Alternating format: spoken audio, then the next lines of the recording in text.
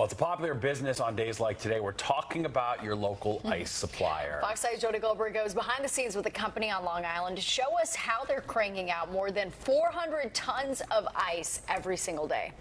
Deer Park to the doorsteps of businesses across the tri-state.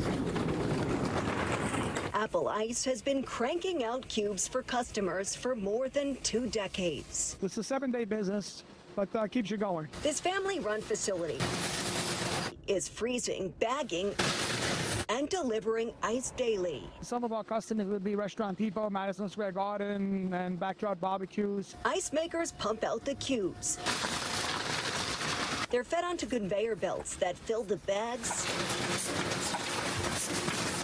and then they get stacked onto pallets by robots. Our ice makers run 24 hours a day. Our trucks are out about 20 hours a day. The manufacturer that sees several $1 million in sales each year also distributes dry ice, along with handmade sculptures. But when the temperature climbs, so do the challenges when it comes to manpower and the machines. Feel like your car, when it overheats, it just works slower. Same thing with people in this kind of weather. They just work slower. Machines are the same as people. Now, this freezer is kept at 5 degrees. It can store up to 400 pallets of ice, and you may think it's refreshing, especially on a day like today, but I needed a jacket just to give you an idea of how cold it is. There's even rock salt on the floor. Once pallets are loaded onto trucks, I start my day at 7 o'clock. people like 21-year-old Kevin Malone are out the door. I also love how I work in a freezer on days like today. And while today's tech has come a long way, Years ago, we started with a hand scooper, just scooping in bags and tying it by hand pretty much, one by one. And now, look, machines are doing it all. one thing hasn't changed: the demand for ice deliveries when the heat is on. On Long Island, Jody Goldberg, Fox 5 News. The Eaton fire in Altadena put the Mountain View Cemetery at risk. Some workers, though, rushed back in to save important areas, including rooms holding 50 bodies. Fox 11's Robert Moses is live in Altadena with that story. Robert? Marla and Christine, this cemetery is the final resting place of the famous and the not so famous. It has appeared in Sons of Anarchy as well as Kill Bill Volume 2. It was founded back in 1882, and despite the best efforts of the Eaton fire, today remains very much alive. You can see the cemetery is on fire. Woo, I tell you, Altadena is on fire. This is what Nate Rucker saw early on the morning of January 8th. The Eaton fire seemingly ready to devour the Mountain View mortuary, cemetery, and crematory where he works and lives. His boss, Keith Brown, knew they had to act fast. A main order of business was moving the bottles of flammable used to preserve bodies away from the bodies awaiting preparation and away from buildings and into the center of the cemetery. Besides moving the chemicals, we're just wetting everything down around the property, turned off the gas line, made sure that if anything happened, we didn't have a bomb next to us, go off. But in short order, Brown surrendered to the flames.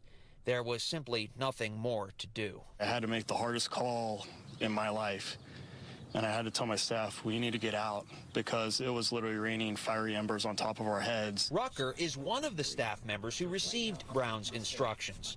It was time to leave. I was obedient. I left with everybody else, and I got a mile away, and the Holy Spirit spoke to me and said, go back. And I was obedient, and I went back, and I'm glad I did. And I got the fire extinguishers. Rucker extinguished the flames that threatened the preparation room and the refrigeration room where some of the approximately 50 bodies in the cemetery's care were. Rucker refused to allow the fire to deprive loved ones of saying their dignified goodbyes. You only get one chance. And I wanted to make that possible. And a lot of people called me, you're a hero. No, I'm not a hero. I'm a servant. The bodies unharmed, the cemetery staff moved them off-site to 3 other locations. Everybody's accounting for living and dead here. We have Charles Richter, who did the Richter scale. We also have Octavia Butler, who's, a well-known author. George Reeves, the original TV Superman. The cemetery wasn't totally spared. The maintenance yard suffered damage, and 2 homes the cemetery owns were destroyed. But for the most part, it made it through the Eaton fire unscathed. Right up here, homes were fully ablaze and it just stopped. Even the lone wooden monument here, which could have gone up in a flash, didn't. You cannot tell me there's not a God that saved that and everything else. So maybe that explains it. In the cemetery and the mausoleums, we have over 142,000 individuals laid to rest here, and I'm sure every single one of them was watching over us. The cemetery is still not yet open to the public. Brown and his staff have been working feverishly to clear away the dry brush here and get this place back open as quickly as possible, because he knows he may be called upon to help the loved ones of some of those who perished here in the Eaton fire. We're live in Altadena tonight. Marla and Christine, back to you. Well, Katie, thank you so much for your time. Meeting up here at Forbidden Planet. You've never been here, right? I haven't been to this comic book store, but I absolutely, this feels like a happy place and like my home. I feel very at home in a place like this. Well, so many fans have felt at home watching The Mandalorian. It's been a crazy, wild success. What has the past couple of years been like for you, just since the show has been out there? I know you're already a superstar in the sci-fi world, but this is taking it to a whole nother level. It is. This is, I mean, dream come true stuff, right? I grew up a Star Wars fan. My dad raised me on science fiction and action, and so to be a part of this, even when it was just a character in the animation, was just a dream come true. And then to have John and Dave asked me to, portray her in Mandalorian is, I think I was a little in shock. I might have hit the table and an expletive might have come out of my mouth, right. But Which one? You want to tell the viewers at home just to make sure? Sackhoff is a queen in the sci-fi world, having starred as Starbuck on Battlestar Galactica for 5 years, and now she's Bo-Katan, a Mandalorian helping Pedro Pascal's character Din Djarin evade danger and explore the Star Wars galaxies. I have a wild signature, guys. So I get it. Yeah, there's more room for me. My signature's so big. We saw the Sackhoff fandom firsthand as unsuspecting Mandalorian fans came into Forbidden Planet only to be met by their favorite character in real life. I work in the city. Oh, that's so cool. Oh yeah. I was like, let me swing in. Let me see what hot toys you guys got. Oh my gosh, are you looking for hot toys today? I am. Which one? Bo-Katan. Are you really? Just put it on. Give me a hug. Oh my god, absolutely. I'm a hugger anyway. My mom was a school teacher. You can see how humble the actress is as she talked to fans and signed autographs. How does it feel when you just walk into a comic book store and there's an action figure of yourself? How does that make you feel? Oh my gosh, the pants feel real. I thought the entire thing was gonna be like plastic. So that's real to the. Wow, check that out. This actually feels and looks more comfortable than my suit. Than the actual suit? Is it really? Than the actual suit. I was going to say it's a good Halloween costume. I was going to rock it, but now that you're saying it's uncomfortable, I got to find something else. I think you'd be fine probably wearing it for an hour or two. I guess I can do it. Not only does Sackhoff play sci-fi characters on screen, but she's a self-proclaimed comic book lover, showing me the ropes, snaking through the stacks of comics. You're allowed to create in comics these massive, massive worlds that are unlike anything that you have seen before, because there's no box that you have to fit in. Okay, this is the book that's sitting on my bedside right now because I just finished it. This is phenomenal, phenomenal, phenomenal book. Amazon owns the rights to this. They have not done anything with this. Come on. I like where we're going. I like where we're going here. This is fantastic. You guys should read this. Jessica Formoso introduces us to the Figueroa siblings and shows us what inspired them to pursue careers in law enforcement. Inspector Angel Figueroa Jr. Captain Miguel Figueroa, brother to Inspector Angel Figueroa. I am Lieutenant Michelle Figueroa, and I'm their sister. 3 siblings, 3 different rankings, but they all share the same love for the uniform. What's amazing about it is not just that we entered the police department and, took on the challenges, that we've had, but also going up within the ranks within the police department. I think that's what's fascinating. A Puerto Rican family of NYPD officers who, with dedication and hard work, rose through the ranks of the NYPD. Inspector Angel Figueroa Jr. was the first in his family to become a cop. He became a police officer in July of 2005. Fast forward, today he's the commanding officer of the New York City Police Academy. Detail, attention! 6 months after Inspector Figueroa became a cop, Captain Miguel Figueroa followed his footsteps. Started from a very young age. However, the fact that my brother, led the way, it definitely made it a lot easier. And right behind, a few years later, their sister, Lieutenant Michelle Figueroa. It's definitely something I'm very proud of. I'm proud of my brothers as well. It's definitely humbling. Not only do they share the love for the NYPD, but also their heritage is on full display. Proud of being Puerto Ricans and being able to show it off in the NYPD. The name recognition and just knowing that there's other Latinos and Hispanics out there, that share similar stories to us, and it's something that's inspiring and I'm truly proud of. Set the standard for what is it, that Puerto Ricans could strive to be within this department. And there's been a lot of, other successful executives that came before me, but it's good to just continue to follow and trailblaze that path in order to have a lot more of us come right behind. And right behind, his two sons, Cadet Angel III and Explorer Aurelius, on the path to someday, if they choose, to become officers. It's given me that exposure to see another side of the NYPD that I would say a lot of people don't get to see. I became an explorer because my mom reached out to me saying, there's something fun you should do. You get community service hours for it, and you could also be like your father. It's in their blood, and no matter what they choose to be, they will always be part of the NYPD. In College Point, I'm Jessica Formoso, Fox 5 News. Fox 8's Jody Goldberg introduces us to Jordan the Jingler. Right, okay, how they play. Jordan Simpson is writing the soundtrack of the Mets season, one series at a time. The Mets are everything to me. The 26-year-old is a lover of music by day, but a maker of it by night. Let me just try this idea out of doing the recaps, and then the feedback was very positive. So I'm like, oh, maybe this is a mainstay. So we did another one, and then another one, and then I haven't missed the recap since. From wins to walk-offs, Jordan remixes it all. I started off with some keys, something simple,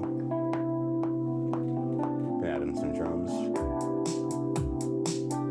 I'll take a song of an artist that's from the city that we're playing against and an artist from that area, and I'll take a song of theirs and then flip it to recap the series. So like the Braves did TLC because they're from Atlanta. No, Chris Sale had our number, no. Jordan's a one-man band and a one-man crew. He props his phone up on his workstation, he hits record, and then edits it all together. Some songs maybe 2 to 3 hours, others could be like 5 to 6. It depends on the arrangement and the songs. I have to learn the song too. That's a whole other element. No genre has gone unsung. I've done TLC, Marvin Gaye, Chappell Roan. I've done Earth, Wind & Fire. I've done Jackson's. He's also covered Beyonce. You want to hear me say it? Then put your hands up. Gloria Estefan, Post Marlins.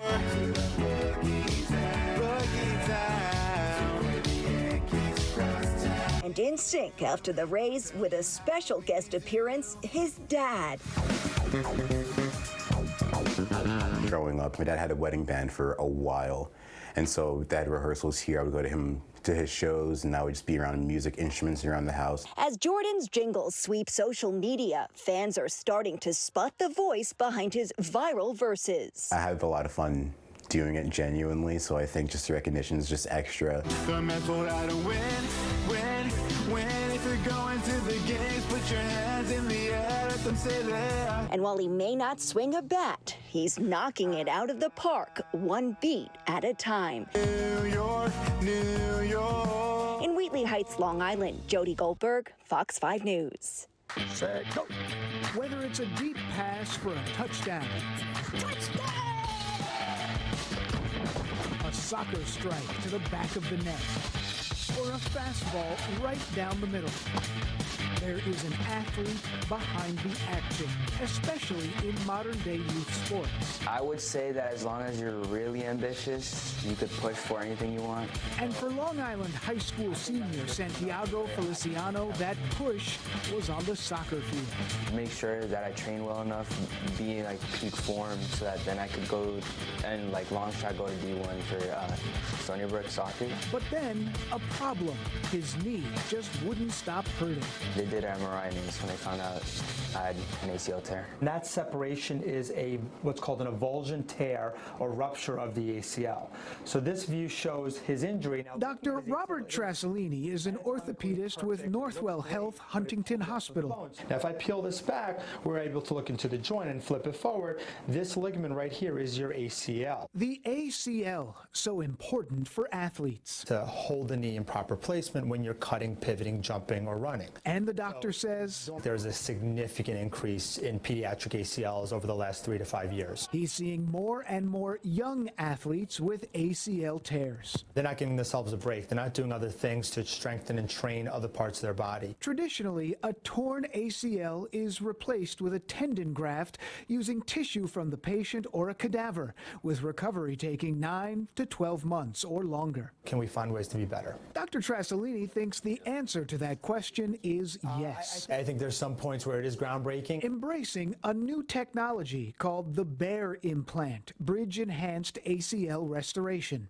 This is the implant. It's the Bear implant, which looks like... This is it right here? The implant that looks kind of like a marshmallow allows the body to heal itself instead of removing the ligament. And then we would pass this suture out into the tibia, and what would happen is it would hug the ACL injury. Is the ACL repairing itself? In the joint, there's something called synovial fluid, which has a lot of protein enzymes, and which will wash away the healing factors. This will protect it so it can heal itself. With this implant, I guess I have more hope. Only specific patients with certain types of tears are eligible. Santiago was the first to ever receive it at Northwell Health Huntington Hospital, cutting his recovery time in half. For me, it was not even a month on crutches. Possibly giving him enough time to return to the field sooner and with confidence. Even with an ACL, you could do like other things, like I guess out of the ordinary things.